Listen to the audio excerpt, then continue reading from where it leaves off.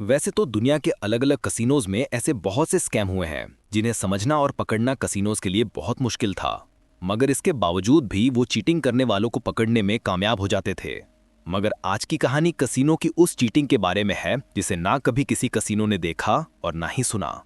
ये चीटिंग का तरीका इतना जीनियस था कि इसे अंजाम देने वाला मास्टरमाइंड और उसके पूरे गैंग ने लगभग 25 सालों तक कसिनोज को लूटता रहा, जिसमें उन्होंने लगभग $30 मिलियन तक लूट लिए और कसिनोज को इसकी भनक तक नहीं लगी, क्योंकि हर कसिनोज चीटिंग के अलग अलग तरीकों से निपटने के लिए हर तरह के पैतरे अपनाता है।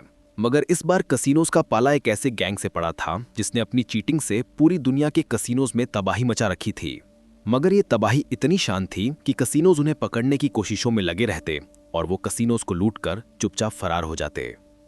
आइए चलते हैं कैसी कहानी की तरफ जो ये बताती है कि इंसानी दिमाग की कोई सीमा नहीं होती और अगर वो चाहे तो कुछ भी हासिल कर सकता है, फिर चाहे वो सही तरीके से हो या गलत तरीके से।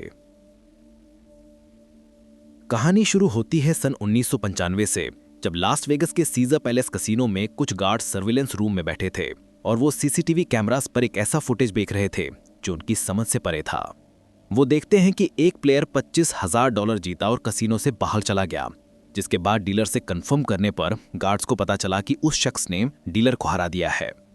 अब गार्ड्स ये जानना चाहते थे कि आखिर ये प्लेयर जीता कैसे, और इसके लिए वो सीसीटीवी फुटेजेस को खंगालना शुरू करते हैं। मगर ना तो उन्हें कोई ऐसा हैंड मूवमेंट दिखा और ना ही कुछ और जिससे ये साबित हो सके कि उसने चीटिंग की है। गार्ड्स ने बार बार इस सीसीटीवी फुटेज को देखा ताकि उन्हें कोई सबूत मिल सके, मगर उनके हाथ कुछ भी नहीं लगा।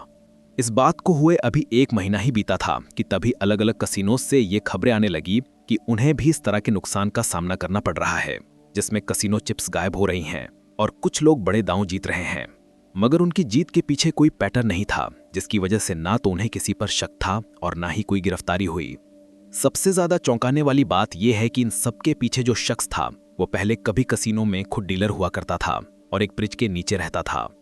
ये शख्स लास वेगस में कभी कसिनो खेलने आया था, मगर 1 हफ्ते के अंदर ही वो जुए में अपना सब कुछ हार गया और उसी वक्त उसने वो रास्ता ढूंढा जिससे वो अपना सब कुछ खोया हुआ कसिनो से वापस ले सके।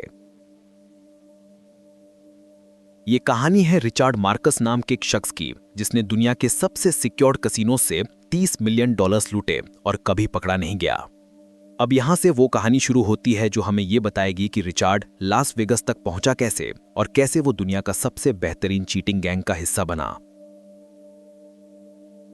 बात है सन 1975 की गर्मियों की, जब रिचार्ड ने अपनी जिंदगी में पहली बार लास वेगस में कदम रखा।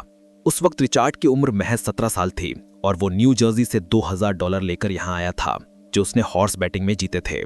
ये रिचार्ड के लिए एक बहुत बड़ी रकम थी, मगर लास वेगस के कसिनोज में ये रकम चुटकियों में गायब हो सकती थी और रिचार्ड इस बात से बिल्कुल बेखबर था। लास वेगस पहुंचने के बाद रिचार्ड रिवेरिया होटल में अपने लिए एक रूम बुक करता है और महज कुछ ही दिनों में बैटिंग करके वो $2,000 को $1,00,000 में बदल देता है। मगर उसे ये बहुत कम लग रहे थे और वो ज्यादा से ज्यादा पैसे जीतना चाहता था। अपनी इसी लालच की वजह से जो किस्मत अब तक उसका साथ दे रही थी, वही किस्मत अब उसके खिलाफ काम करने लगी और देखते ही देखते अब उसका हर दांव उल्टा पड़ने लगा और जो भी सारे पैसे उसने अब तक जीते थे वो सब कुछ हार चुका था।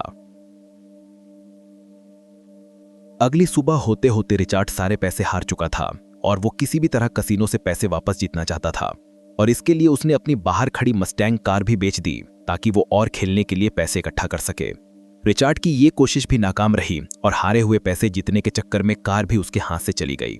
अब जो रिवेरिया होटल पहले उसका स्वागत कर रहा था, वहीं से उसे लात मारकर बाहर निकाल दिया गया, क्योंकि वो पूरी तरह कंगाल हो चुका था। रिचार्ड को अब ये समझ नहीं आ रहा था कि वो जाए कहां और इसीलिए वो एक ब्रिज के नीचे रहने लगा और लोगों से भीख मांगकर अपनी जिंदगी गुजारने लगा और इस तरह कई हफ्ते निकल गए। मगर फिर एक रात कुछ ऐसा हुआ जिसने उसकी जिंदगी को हमेशा के लिए बदल कर रख दिया। उस रात रिचार्ड ब्रिज के नीचे सो रहा था, जहां पास के कुछ लोगों में आपस में लड़ाई हो जाती है और एक बोतल रिचार्ड के सर पर लग जाती है। अब रिचार्ड गरीब और भूखा होने के साथ साथ जख्मी भी था और तभी उसने कसम खाई कि वो अपनी जिंदगी बदलेगा और वापस अपने पैरों पर खड़ा होगा। कुछ ही दिनों बाद वो एक स्टोर से कुछ कपड़े चुराता है, खुद को साफ सुथरा करता है और ब्लैक जैक डीलर की जॉब के लिए 4 क्वींस कसिनो पहुंच जाता है। क्योंकि वो कार्ड शफलिंग में काफी माहिर था, इसीलिए उसे वहां एक डीलर की जॉब मिल जाती है और अब वो हर रात प्लेयर्स को इतने पैसे जीतते देखता जितनी उसकी साल भर की सैलरी थी। ये बात अब उसे हर वक्त खाने लगी और वो चाहकर भी पैसे नहीं जीत सकता था। मगर वो इस बात से बिल्कुल बेखबर था कि कसीनो में एक शख्स है जो हर वक्त उस पर नजर रख रहा है। एक रात अपना काम खत्म करने के बाद रिचार्ड देखता है कि एक शख्स कसीनो के पिछले दरवाजे पर खड़ा उसका इंतजार कर रहा है। इस शख्स ने एक बहुत अच्छा सूट पहन रखा था और वो देखने में काफी कॉन्फिडेंट भी लग रहा था। और जैसे ही रिचार्ड उसके पास से निकला, इस शख्स ने उसे रोक लिया। रिचार्ड को रोकते ही इस शख्स ने उससे कहा कि मैंने तुम्हें टेबल पर देखा है और तुम बहुत स्मार्ट और शार्प हो, मगर तुम अपना वक्त यहां बर्बाद कर रहे हो।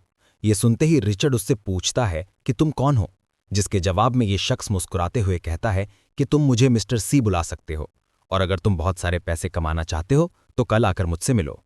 ये सुनकर पहले तो रिचर्ड कुछ हिचकिचाया, मगर फिर उसने हाँ में सर हिला दिया और वो ये समझ नहीं पाया कि ये बातचीत आगे चलकर उसे कसीनो के इतिहास का सबसे बड़ा चीटर बनाने वाली है।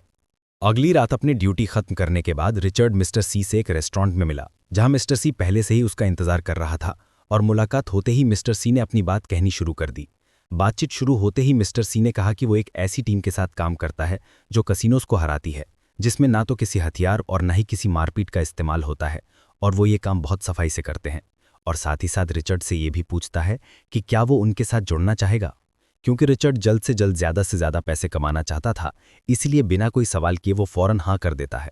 इस बातचीत के 2 दिन बाद की रात को रिचर्ड कसीनो में अपनी जॉब पर था, जहां ब्लैक जैक टेबल पर वो पत्ते बांट रहा था कि तभी उसकी नज़र एक प्लेयर पर पड़ती है। ये प्लेयर मिस्टर सी का ही आदमी था जो बिल्कुल नॉर्मल बर्ताव कर रहा था, और वो अपने लिए ड्रिंक्स ऑर्डर करता है और साथ ही साथ अगल बगल के लोगों से बातचीत भी कर रहा था ताकि सब नॉर्मल लगे। इसी दौरान मिस्टर सी भी वहां आ जाता है और रिचर्ड से इशारे में कहता है कि वो इस प्लेयर की तरफ देखे, और ये प्लेयर पहले एक छोटा दांव खेलता है जिसमें वो हार जाता है ताकि सब नॉर्मल लगे। अब यहां से शुरू होता है असली खेल, जिसमें प्लेयर अपने हाथ की सफाई का इस्तेमाल करते हुए 2 $500 के चिप्स को एक $25 के चिप्स के नीचे छुपा कर रखता है, और $25 के चिप्स को थोड़ा आगे करके ऐसे रखता है जिससे नीचे के बड़े वैल्यू के चिप्स दिखाई न दें। थोड़ी दूर से देखने पर ऐसा लग रहा था जैसे ये तीनों चिप्स $25 के ही हैं, और क्योंकि रूलेट नंबर इस प्लेयर के फेवर में ही था, इसीलिए वो इस $500 के चिप्स को फिर ऊपर कर देता है और महज $25 की बेट लगाकर $1500 जीतकर टेबल से उठ जाता है। अब रिचर्ड इस चीटिंग के तरीके को और बारीकी से समझना चाहता था, और जब उसने मिस्टर सी से इस बारे में पूछा तब उसने बताया कि इस कॉन्सेप्ट को लेट बैटिंग कहते हैं। इस कॉन्सेप्ट के तहत वो लोग चीटिंग को तब अंजाम देते हैं जब रूलेट व्हील की बॉल किसी नंबर पर रुक जाती है, और ये थ्योरी में जितना आसान था करने में उतना ही मुश्किल, क्योंकि इसके लिए प्रैक्टिस, परफेक्ट टाइमिंग और बेहतरीन टीम वर्क की जरूरत थी। इस पूरे चीटिंग के तरीके में 2 प्लेयर शामिल होते हैं, जिसमें पहला प्लेयर $5000 के चिप्स को $500 के चिप्स के नीचे छुपाकर बेट लगाता है और ऊपर रखे इस $500 के चिप्स को थोड़ा आगे की तरफ निकाल कर रखता है, जिसका कलर रेड होता है। और यदि एक डीलर यह अज्यूम कर लेता है कि नीचे रखे चिप्स भी $500 के ही होंगे। बहरहाल बेट लगाने के बाद रूलेट व्हील घूमने लगता है, और अगर नंबर प्लेयर 1 के फेवर में होता है तो वो नीचे रखे $5000 के कॉइन्स भी निकाल लेता है और उसे पे आउट उसी के हिसाब से ही मिलता है। और वहीं अगर रूलेट व्हील नंबर प्लेयर 1 के फेवर में नहीं आता है तो इस बार प्लेयर 2 बीच में आकर डीलर का ध्यान बटाता है, और इस दौरान प्लेयर 1 $5000 के कॉइन्स को $500 के कॉइन से बदल देता है। और क्योंकि डीलर यही मानकर चल रहा था कि दोनों कॉइन्स $500 के ही हैं, इसीलिए उसे कोई शक नहीं होता। इस चीटिंग के तरीके से उन्हें ये फायदा हो रहा था कि वो बेट के हिसाब से अपने कॉइन्स को अदल बदल कर रहे थे, और बेट जीतने पर वो बड़े अमाउंट का पे आउट लेते और हारने पर उन्हें बहुत छोटी रकम हारनी पड़ती। कभी कभी इस तरीके की वजह से डीलर कंफ्यूज भी हो जाता, मगर ये कसीनोज इतने बड़े थे जहां हजारों चिप्स हर मिनट एक टेबल से दूसरी टेबल पर घूमते थे, इसीलिए इन डीलर्स को लगता कि उनके दिमाग का वहम है, और इस तरह ये गैंग अपनी चीटिंग में कामयाब हो जाता। बहरहाल ये ट्रिक सीखने के बाद जब रिचर्ड ने पहली बार इस चीटिंग को अंजाम दिया तब वो इसमें कामयाब हो गया और किसी को उस पर कोई शक नहीं हुआ, और इस तरह वो मिस्टर सी की गैंग का हिस्सा बन चुका था। 80 का दशक आते आते रिचर्ड इस गेम में पूरी तरह माहिर हो चुका था, और ये लेट बैटिंग टेक्निक उसके लिए बेहतरीन काम कर रही थी, जिसमें वो और उसकी गैंग हर हफ्ते कई हजारों डॉलर्स कमा रहे थे। अब जैसे जैसे चीटिंग के तरीके बढ़ते जा रहे थे, कसिनोज भी इनसे निपटने के नए नए रास्ते निकाल रहे थे, जिसमें सीसीटीवी कैमरा से लेकर पिट बॉसेस और गार्ड्स हर कोई फ्लोर पर मौजूद सभी प्लेयर्स पर बहुत कड़ी नजर रखने लगे। प्लेयर्स की एक भी गलती या जरा सा भी शक उनके पूरे प्लान को चौपट कर सकता था, और इसीलिए मिस्टर सी और रिचर्ड ने यह फैसला किया कि अब वो लास वेगस के कसिनोज को अपना निशाना नहीं बनाएंगे। उनमें यह तय हुआ कि वो मॉन्टी कार्लो, लंदन और बहामास के कसिनोज को अपना शिकार बनाएंगे, क्योंकि यहाँ के कसिनोज में लास वेगस के मुकाबले कम सिक्योरिटी थी, और अपनी लेट बैटिंग टेक्निक का इस्तेमाल करके उन्होंने यहाँ भी खूब पैसे बनाए। कुछ साल इन कंट्रीज में गुजारने के बाद सन 1994 में रिचर्ड लास वेगस वापस आ गया, मगर अब तक वो एक प्लेयर से एक आर्टिस्ट बन चुका था। अब उसे तलाश थी एक ऐसी टीम की जिसमें भरोसेमंद प्लेयर शामिल हों और वो बिना किसी हिचकिचाहट के कसिनोज के साथ चीटिंग करके उन्हें लूट सकें। इसी तलाश में उसकी मुलाकात मार्क अब्राहमोविच से होती है, जो उसका पुराना दोस्त था और साथ ही साथ एक भरोसेमंद गैम्बलर भी था। अब ये दोनों अपने साथ एक और शख्स को शामिल करते हैं जिसका नाम था पैट मैलरी, और ये वो गैम्बलर था जो कसिनोज में बड़े बड़े दांव खेलता था। पैट की एक खासियत और थी, और वो ये थी कि वो नशे में होने की एक्टिंग बहुत अच्छी करता था, डीलर्स के साथ हंसी मजाक करता था और साथ ही साथ कई पिट बॉसेस उसे जानते भी थे, और यही सब आगे चलकर उनके बहुत काम आने वाला था। बहरहाल कुछ हफ्तों की प्लानिंग के बाद वो लोग अब पूरी तरह तैयार थे, मगर रिचर्ड अब लेट बैटिंग स्कैम का इस्तेमाल नहीं करना चाहता था, क्योंकि अब वो और बेहतर और सुरक्षित टेक्निक की तलाश में था जिसे सफाई से अंजाम दिया जा सके, और ये तरीका उसे एक स्ट्रिप क्लब से मिला। उस दौरान रिचर्ड की एक सवाना नाम की डांसर से बातचीत होती थी, और एक दिन बातचीत के दौरान रिचर्ड के दिमाग में एक आइडिया आया। इस बातचीत के दौरान रिचर्ड के दिमाग में अपनी वही पुरानी टेक्निक घूम रही थी जिसमें वो जीतने के बाद बड़ी वैल्यू के कॉइन्स को ऊपर कर देते थे, मगर इसमें प्रॉब्लम ये थी कि कसिनोज की नज़र सबसे ज़्यादा जीतने वालों पर ही रहती है, और तभी उसने फैसला किया कि वो अपने जीतने पर बड़े चिप्स स्विच करने की जगह हारने पर छोटे चिप्स स्विच करेगा। क्योंकि ये आइडिया रिचर्ड के दिमाग में सवाना से बात करते हुए आया था, इसलिए इस टेक्निक का नाम सवाना मूव रखा गया। इस चीटिंग टेक्निक में एक प्लेयर 3 चिप्स के साथ बैट लगाता है, जिसमें 2 बड़ी वैल्यू के चिप्स नीचे होते हैं और एक छोटी वैल्यू का चिप्स ऊपर रखे इस लो वैल्यू के चिप्स को डीलर की तरफ करके रखा जाता है, और जब प्लेयर हार जाता है तो डीलर को लगता है कि प्लेयर छोटी बैट ही हारा है, क्योंकि इसी दौरान वो नीचे के बड़े चिप्स को छोटी चिप्स से बदल देता है। चिप्स बदलने के दौरान अगर डीलर को शक हो जाता है तो प्लेयर नशे में होने की एक्टिंग करने लगता और कहता है कि उससे गलती हो गई, और अगर डीलर को कोई शक नहीं होता तो इस चीटिंग से वो अपनी हार के नुकसान को बहुत कम कर देते हैं। इस पूरी चीटिंग के दौरान हाई वैल्यू चिप्स को वहां से हटाकर जेबों में छुपा लिया जाता है और किसी को इस बात की भनक तक नहीं लगती।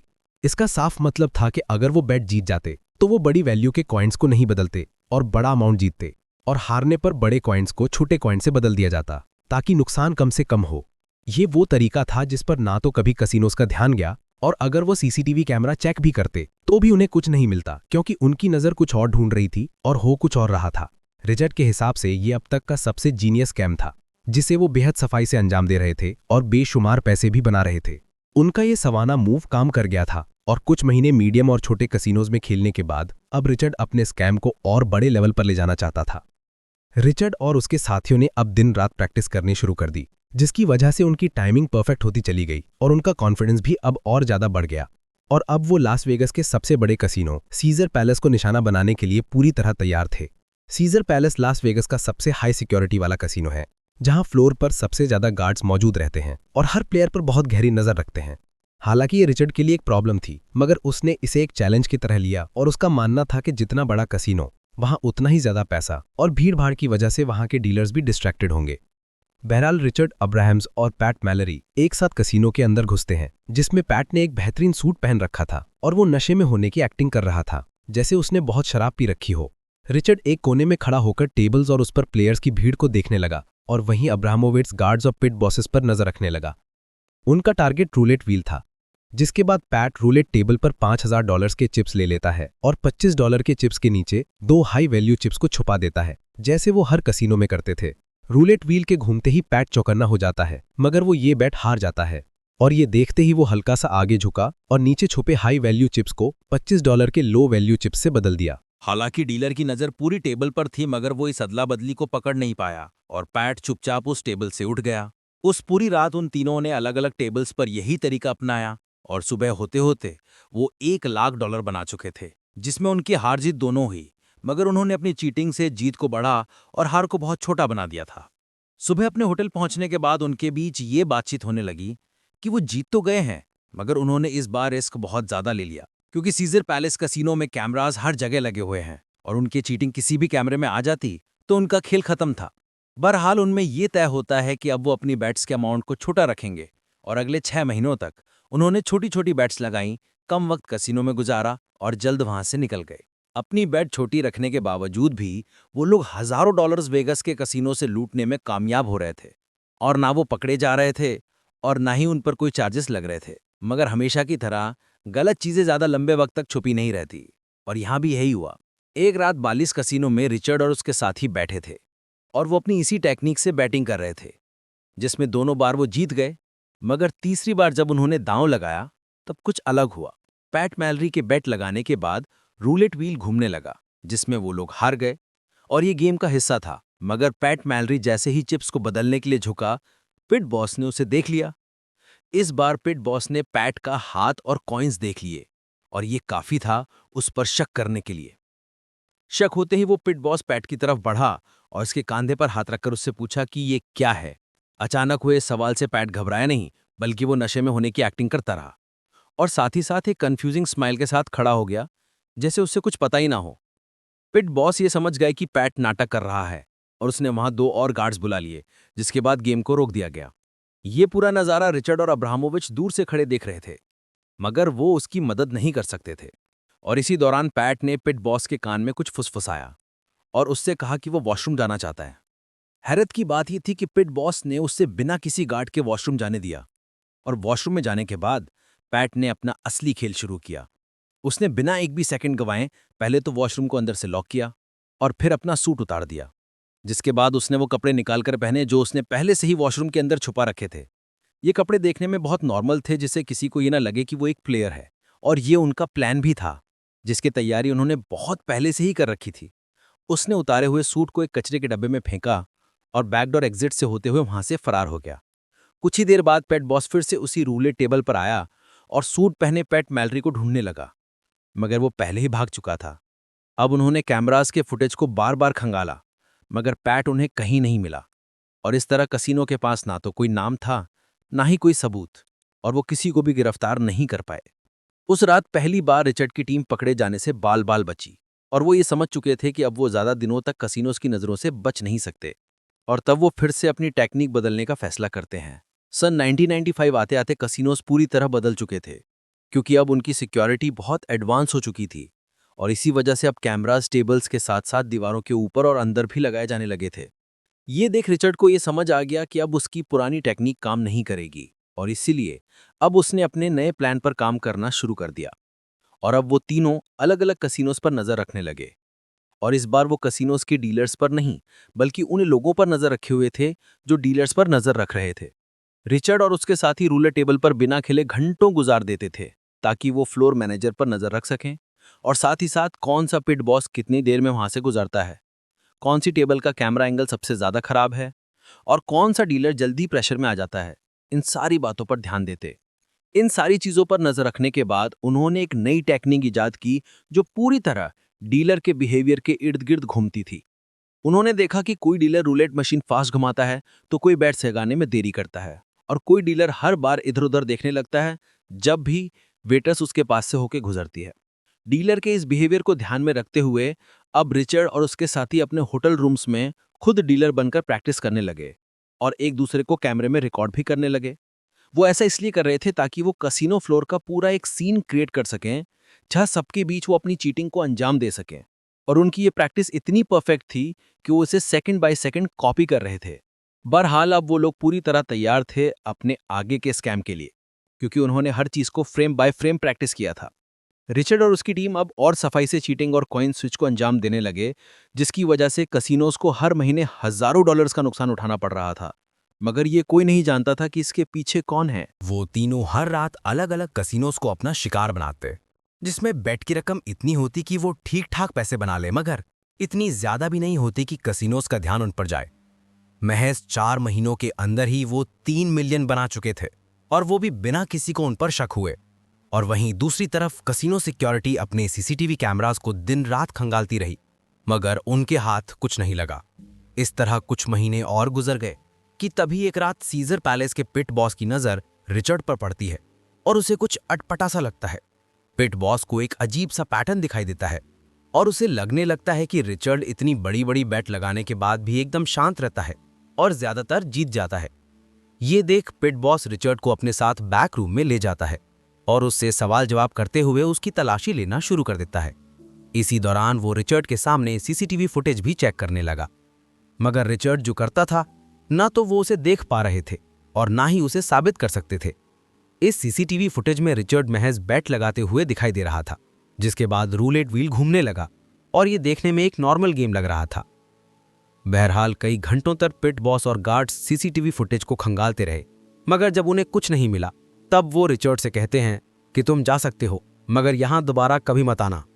रिचर्ड बिना कोई शोर शराबा किए चुपचाप वहां से निकल गया, मगर मन ही मन वो हंस रहा था, क्योंकि उस रात उसने बहुत छोटी बेट लगाई थी और छोटा अमाउंट हार कर कसिनो से बाहर आ गया। लगातार बढ़ती हुई हार से अब कसिनोज ने अपनी सिक्योरिटी पर बहुत ज्यादा पैसे खर्च करने शुरू कर दिए, जिसमें नए कैमरा सिस्टम, फेशियल रिकॉग्निशन और पैटर्न ट्रैकिंग सिस्टम पर उन्होंने कई मिलियन डॉलर्स खर्च किए।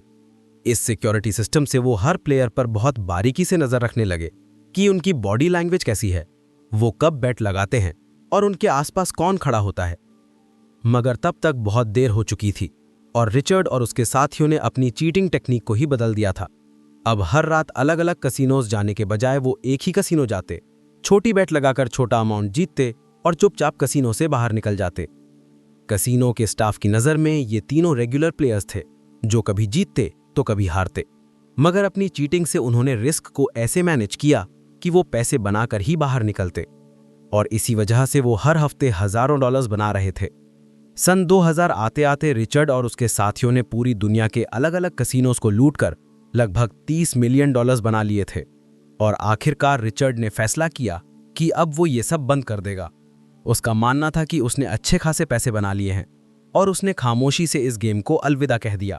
मगर कुछ सालों बाद उसने एक नया रास्ता चुना, जो उसके पुराने रास्ते से बिल्कुल अलग था। जहां पहले वो कसिनोज को चीट करके उन्हें लूटता था, वहीं अब वो कसिनोज का एडवाइजर बन गया, जिसमें वो उन्हें चीटिंग से बचने के तरीकों के बारे में बताने लगा और साथ ही साथ डीलर्स, पिट बॉसेस और गार्ड्स को ट्रेनिंग देने लगा। उसने गार्ड्स की टीम को सीसीटीवी फुटेज भी देखना सिखाया और बताया कि फुटेज में उन्हें क्या क्या देखना चाहिए, और साथ ही साथ उन ब्लाइंड स्पॉट्स के बारे में भी बताया जिसके बारे में वो बिल्कुल भी नहीं जानते थे। सबसे ज्यादा हैरानी वाली बात यह है कि इस सर्विस के लिए कसिनोज उसे 6 फिगर सैलरी दे रहे थे, वही कसिनोज जिन्हें वो लूटा करता था। रिचर्ड ने अमेरिकन रूलेट नाम की एक बुक भी लिखी, जिसमें उसने अपनी चीटिंग के तरीके और 25 सालों तक उसने कैसे कसिनोज को लूटा वो सब लिखा। ये थी कहानी एक ऐसे गैम्बलर की जिसने चीटिंग का वो जीनियस तरीका निकाला जिसे कोई पकड़ नहीं पाया, और उसका नाम इतिहास के सबसे शातिर स्कैमर्स में शामिल हो गया। आपको ये कहानी कैसी लगी कमेंट सेक्शन में लिखकर जरूर बताएं। ये तो सिर्फ शुरुआत है, असली कहानियां अभी बाकी हैं। ऐसे ही अनोखे किस्से चाहते हो तो द यूनिक को सब्सक्राइब करना मत भूलना। मिलते हैं नेक्स्ट वीडियो में।